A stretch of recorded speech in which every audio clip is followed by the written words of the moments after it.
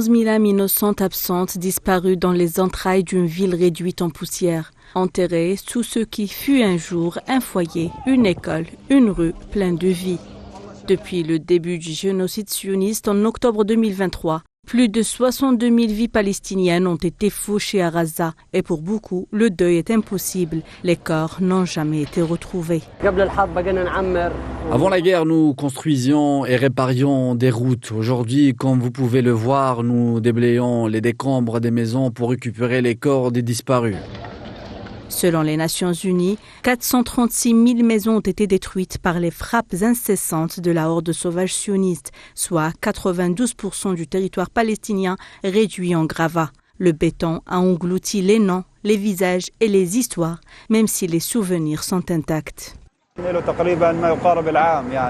corps de mon frère est resté sous les décombres pendant près d'1 an. Après la guerre, nous avons essayé de le récupérer, mais comme l'immeuble comptait 7 étages, nous ne pouvions l'atteindre sans engins lourds. L'occupation a incendié et détruit tout l'équipement lourd. Bulldozers, excavatrices, qui auraient pu permettre de récupérer les corps des personnes coincées sous les décombres.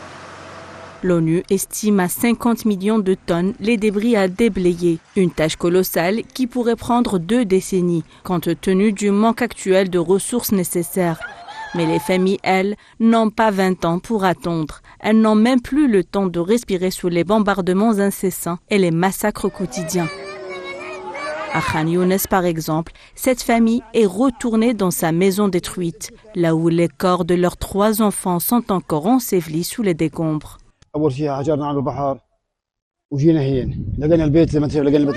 Nous avons été déplacés près du bord de mer et à notre retour, nous avons trouvé la maison détruite. Les corps ont fui sous les décombres. Nous avons été contraints de vivre dans cette maison. Mais ce n'est pas la vie, c'est extrêmement difficile. Tout ce que nous voulons, c'est récupérer les corps sous les décombres car la dignité des morts réside dans leur enterrement. À Gaza, les morts attendent qu'on retrouve leurs traces, tandis que les vivants attendent qu'on entende leurs appels de détresse dans l'espoir d'échapper à la soif de sang de l'entité sioniste. Mais comment entendre quand le silence est imposé par les bombes ? L'armée sioniste enterre les familles sous les ruines, une volonté froide d'effacer un peuple jusqu'à ses os. Et pendant que les décombres s'empilent, c'est l'humanité qui s'effondre pierre après pierre dans l'incompréhension que suscite l'indifférence du monde quant au sort tragique des Palestiniens de Gaza.